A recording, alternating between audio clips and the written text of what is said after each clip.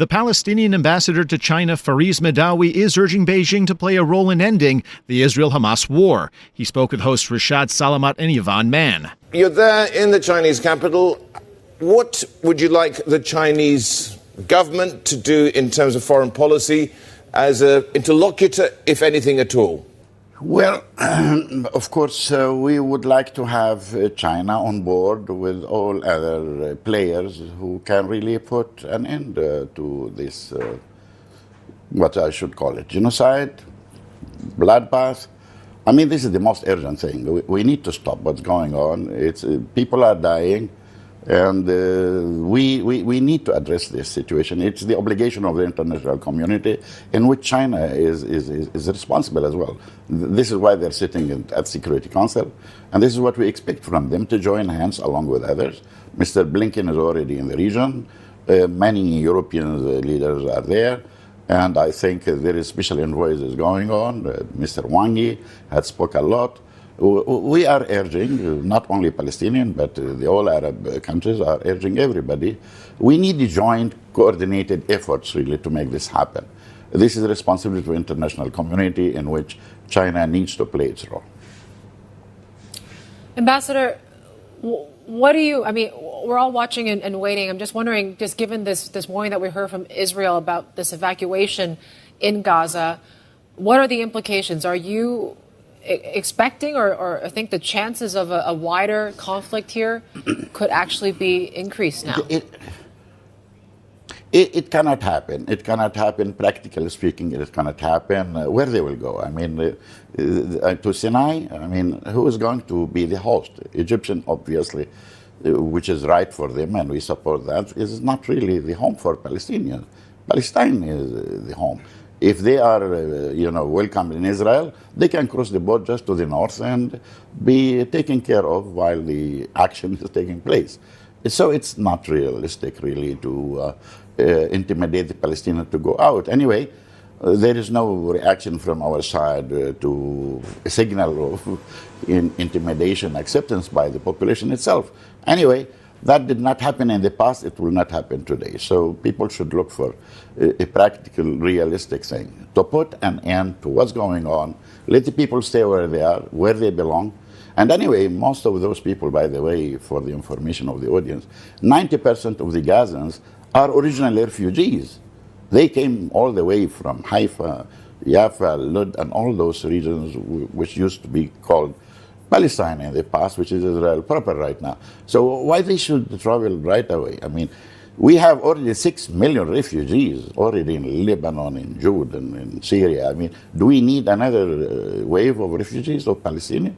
So the Israelis should feel happy. So Gaza without population or what? I mean, this is not realistic, and nobody should entertain such a proposition anyway. Ambassador, I mean, could this, in a strange, counterintuitively, restart a peace process? And the fact that the Palestinians are not really speaking with one clear voice is one issue. The other is, of course, how do you get out of this cycle of where violence begets violence, and you get into this situation now where nobody is actually in any shape, way or form a winner? There is no winner. I totally agree with what you are saying. I mean, there is no winner in this. All are losers. And I think we need to come to this reality. Of course, I mean, if you are very powerful, like Israel is saying, the arrogance of power would mislead you to conclusion that you can dictate the terms. It doesn't happen. You know, war is not a joke. When we go to war, we cannot predict the outcome. We are in a situation where things are asymmetrical. A very modern army like Israel has got all the capacity, is fighting against merely, very handful people who are struggling to defend themselves by any means. This is a very unbalanced game in which you cannot predict the outcome, because still the cat can scratch. If it's cornered in the corner, it becomes like tiger, and this is what happened. Unfortunately, Israelis are surprised with that. They find that their army is not capable to handle the situation. They thought that they have the best army, should handle that. They did not. And now, for the first time, they had to suffer inflicted pain on them. People are taken hostages. There are some bombing. They can also go to the shelters. Israel is not in normal situation. Even the international airport is not running as usual. Markets are not working. By the way, stock exchange in Tel Aviv is not doing very well.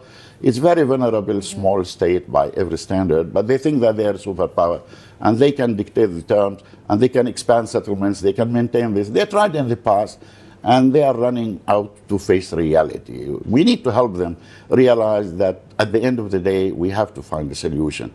We had already done that in the past, by the way, when Ishaq Rabin and Yasser Arafat decided to change the whole course. Unfortunately, Ishaq Rabin was shot dead by Igal Amir, whose people now who are in government. Unfortunately, those people who are now in government in Israel, which they are going to lose their job very soon, they thought that they can maintain it with a military option, which is not working very well.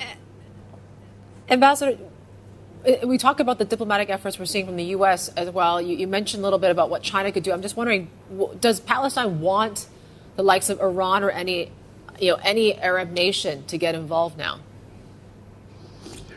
The whole Arab had proposed an initiative since 2002. We have a consensus on that. The Arab League met just 2 days ago, and we are thirsty. Everybody is crying. Because to tell you frankly, even the Arab leaders are totally embarrassed with the situation, because the Arab public opinion is also tough on them. They cannot appear to be impotent and not able to help.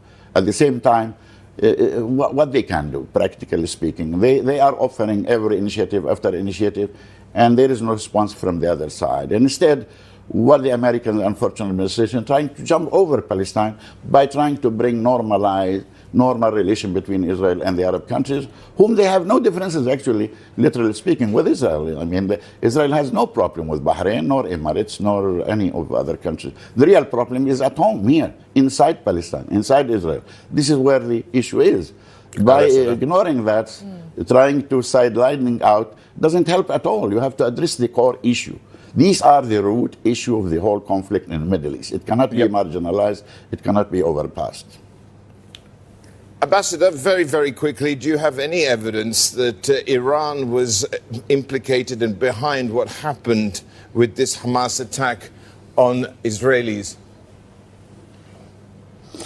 Well, let me be frank with you. Iran could be beneficiary out of this situation, but the real failure is not by Iran. If we had solved this, nobody would benefit from the situation. I mean, do you want to blame anybody who doesn't like, the American policy or Israel in that region? But we are giving them really the leverage to get used to this situation.